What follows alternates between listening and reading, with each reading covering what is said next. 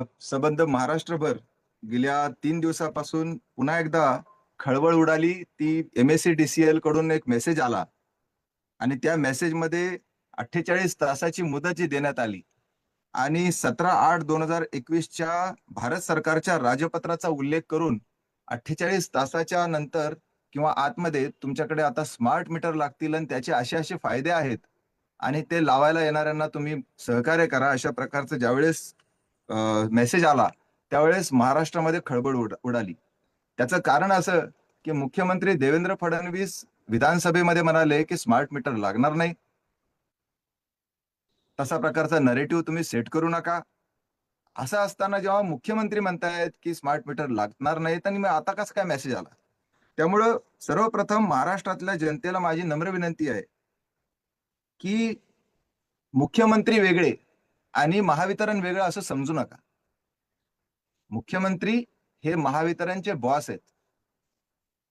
महावितरण जे करतंय ते मुख्यमंत्र्यांच्या आदेशाने आणि ते ऊर्जा मंत्री देखील आहेत. आणि त्यामुळे मी पुढे तुम्हाला सगळं उलगडा करून सांगणार आहे. सर्वप्रथम सर्वात मोठा संभ्रम निर्माण केला ते एका व्हिडिओनी. त्याच्यावर मी येणार आहे. परंतु सर्वात अगोदर आपल्यासाठी आपल्या प्रश्नांची उत्तरं ही कुठं भेटतील ते या कायद्यामध्ये आणि आपल्या संविधानामध्ये. हा आहे 2003चा विजेचा कायदा आणि याचं कलम 47 जे आहे, या 47 बद्दल एक प्रकारचा संभ्रम निर्माण केला.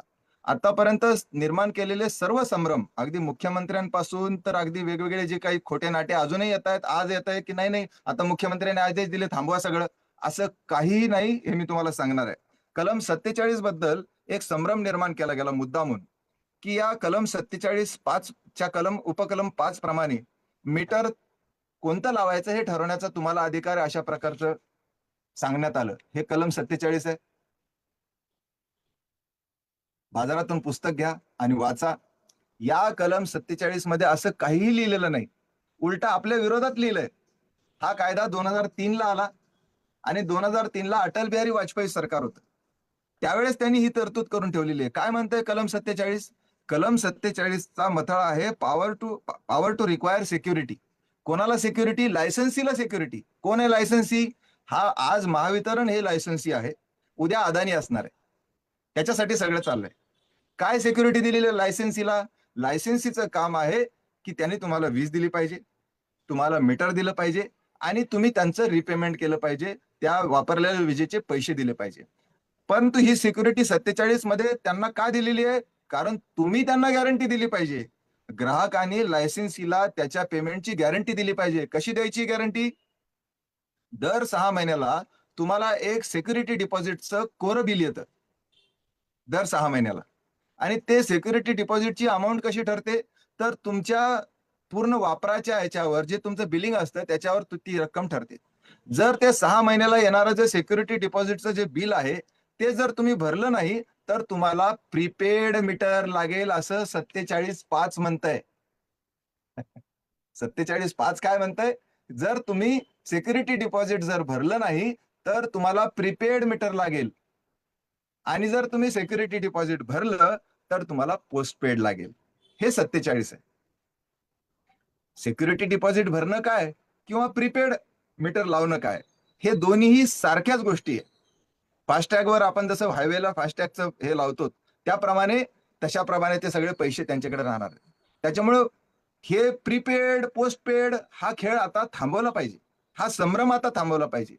प्रीपेड मध्ये देखील तुम्हाला भुर्दंडच आहे आणि पोस्टपेड मध्ये देखील तुम्हाला भुर्दंड आहे.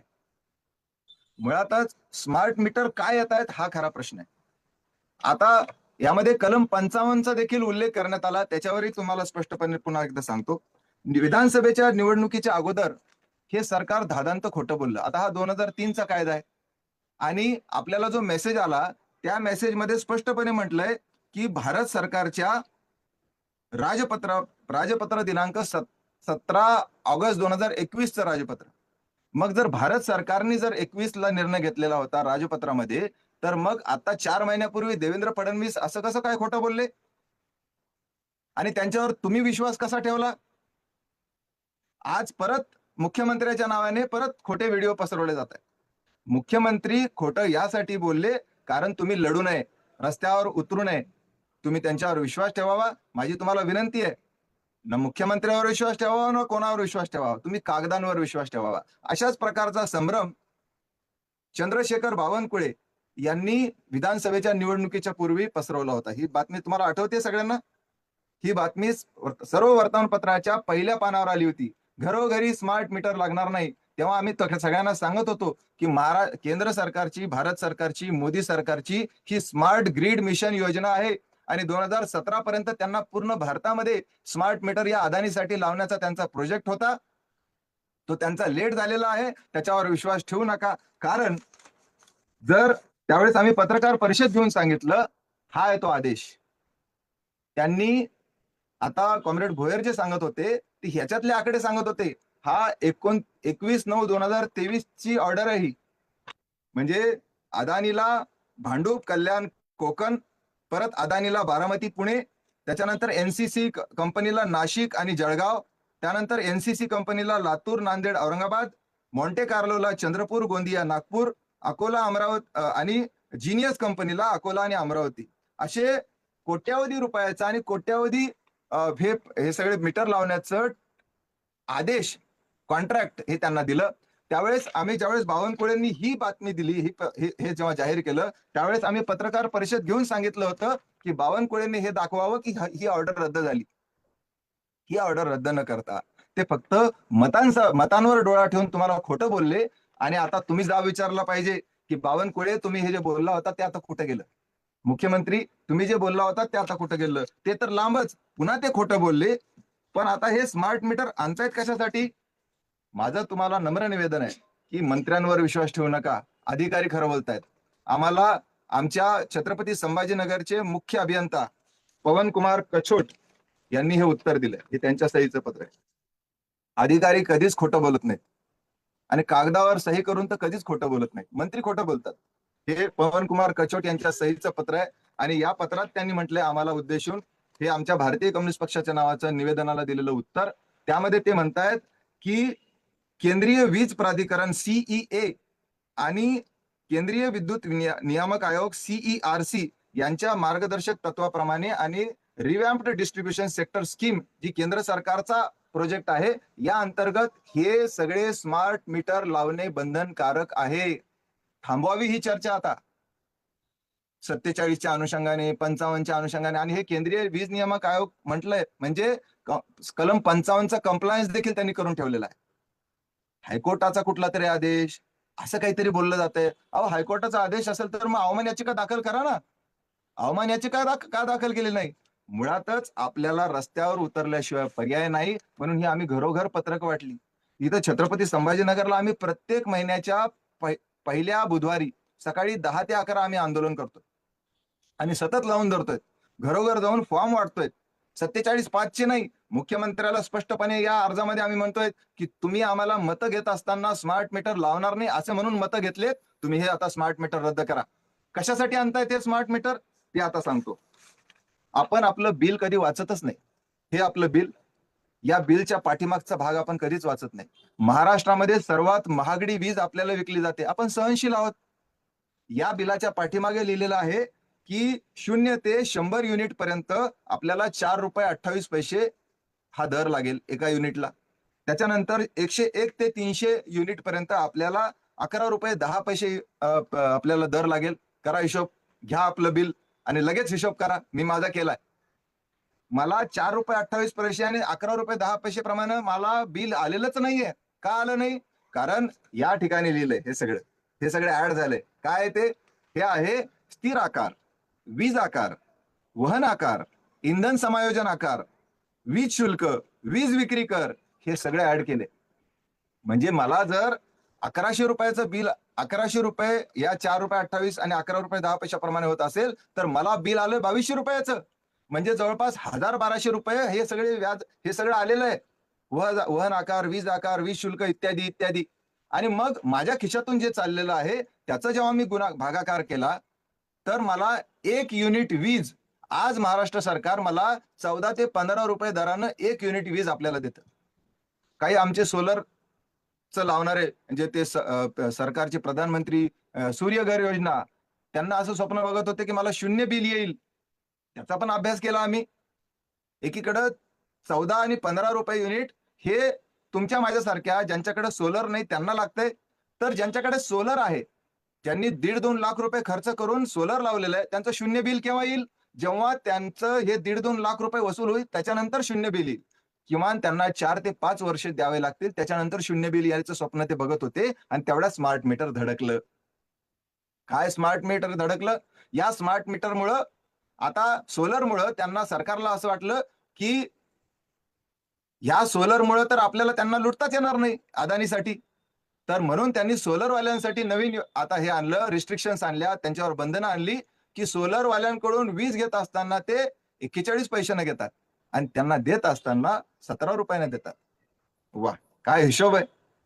आणि आता त्यांनी सोलरचे आमचे ग्राहक मग ते म्हणत होते की आम्ही जास्त वीज जनरेट करू म्हणजे मला शून्य बिल येईल. तर आता त्याच्यावर बंधन आणण्यासाठी सरकारने परत निर्णय घेतला, तुघलकी निर्णय, की ज्याचं बिल जेवढं येत असेल, समजा 200 युनिट त्याचं जर त्याला लागत असतील आणि त्याने 300-400 युनिट जर जनरेट केलं तर त्यांना वाढीव जे तुम्ही जनरेट करताल त्या वाढीव जनरेशनवर 60 रुपये प्रति युनिट प्रमाणे तुम्हाला दंड लावू. वा, फडणवीस साहेब फारच छान. अदानीचं किती भलं करताय तुम्ही, हा समजून घेण्याचा प्रश्न आहे. आणि म्हणून हे 14 रुपये 15 रुपये हे देखील आपल्याला खूप महाग झालेलं आहे, याचं देखील अर्ध करायला पाहिजे. हे तर दूरच, त्यांनी हे स्मार्ट मीटर आणत असताना अजून एक गोष्ट केली अदानीसाठी, हे तुम्ही वाचलंच नाही, सगळ्या वर्तमानपत्रामध्ये छापून आलंय. हे आहे वीज नियामक आयोगासमोर महावितरणनी दिलेला प्रस्ताव. ही आहे केस नंबर 217/2024. बारीक बारीक बारीक बारीक आपण वाचलंच नाही ते. आणि याच्यामध्ये त्याच्याबद्दल काय म्हणाले ते, त्याच्याबद्दल म्हणाले की आम्ही वीज दर कमी करण्याचा प्रस्ताव दिलेला आहे.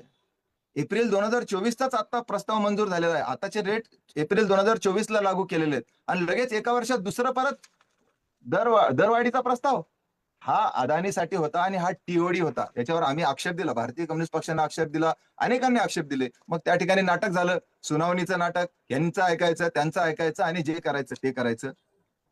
आजच्या तारखेला अजून त्यांनी झाकली मूठ केलेली आहे. ती झाकली मूठ अशी आहे की आज 14 रुपये युनिट आहे, याच्या चौपट म्हणजे 56 रुपये युनिटने त्यांनी मंजूर करून ठेवलेलं आहे आणि स्वतःच स्टे करून ठेवलेलं आहे. जसे सगळे स्मार्ट मीटर लागतील तुम्हाला ते नवीन रेट लागू होतील. आता जर 56 रुपये युनिट जर त्यांनी जर मंजूर करून ठेवलं असेल आणि स्वतः स्थगित करून ठेवलं असेल आणि त्या 56 रुपयामध्ये 80 पैसे तुम्हाला दिवसाला कमी, वा क्या बात आहे. जाहिराती येऊ लागलेल्या आहेत की तो नवरा बायकोला सांगतो, अगं दिवसात ते फक्त ते वॉशिंग मशीन चालव, रात्री नको चालू, रात्री रेट जास्त असतो, आपण जरा स्मार्ट झालं पाहिजे.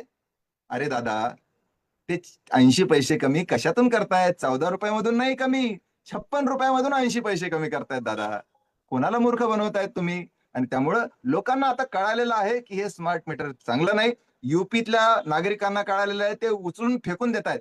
आता तुमची बारी आहे. आम्ही मागणी अशी करतोय भारतीय कम्युनिस्ट पक्षातर्फे, प्रत्येक महिन्याच्या पहिल्या बुधवारी जुबली पार्कच्या छत्रपती संभाजीनगर महावितरण कार्यालयासमोर 1 तास द्या, अशी आमची तुमच्याकडेच मागणी आहे, जनतेकडे.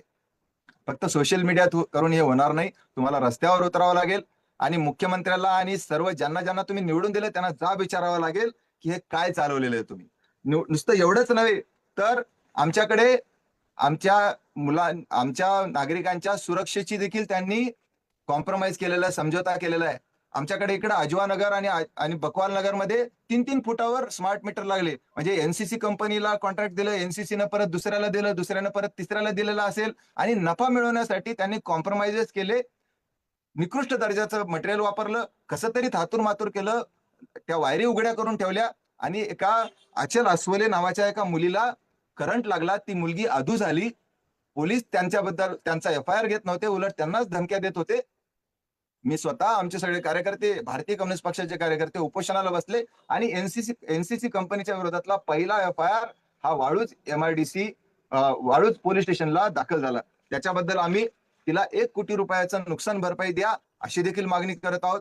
केवळ हा दरवाढीचा प्रश्न नसून आपल्या सुरक्षेशी देखील हा मोठा खेळ आहे, मोठा समझोता आहे. आणि म्हणून तुम्हाला जर असं वाटत असेल की आता 47 मध्ये काही नाही, 55 मध्ये काही नाही, सरकारने असं करून ठेवलंय, तर सगळ्यात महत्वाचं उत्तर आपल्याला आपल्या संविधानाने दिलेलं आहे. या संविधानामध्ये हा कायदा जरी अटल बिहारी वाजपेयी आणि भाजपाने पास केलेला असेल हे जरी भाजपचे लोक हे अदानीला मिळून तुम्हाला मला लुटण्याचा प्रयत्न करत असतील तरी संविधान आपल्या सोबत आहे. आणि या संविधानामध्ये म्हटलंय की पहिल्या पानावर की आम्ही भारताचे लोक हे सर्वोच्च आहोत.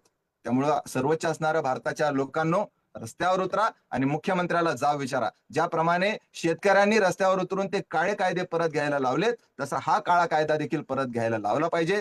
जोपर्यंत वीज दरवाढ रद्द होत नाही एप्रिल 2024 ची आणि त्यानंतरच्या 217/2024 ची, जोपर्यंत स्मार्ट मीटर म्हणजे स्मार्ट ग्रीड मिशन योजना जी केंद्र सरकारची मोदी सरकारची ती रद्द होत नाही, जोपर्यंत जे लावलेले स्मार्ट मीटर आहेत ते काढून घेतले जात नाहीत, जोपर्यंत लोड शेडिंग रद्द होत नाही, तोपर्यंत आपल्याला लढतच राहावं लागेल, रस्त्यावर उतरावंच लागेल.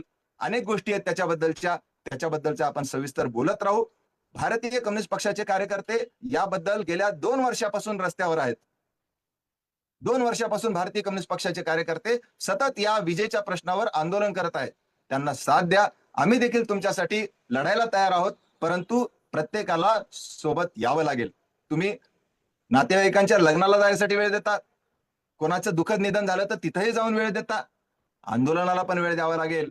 तुम्हाला पैसे कमवण्यापेक्षा आता पैशाची बचत करण्यावर जास्त भर द्यावा लागेल, कारण आपली कमाई तेवढी होत नाहीये.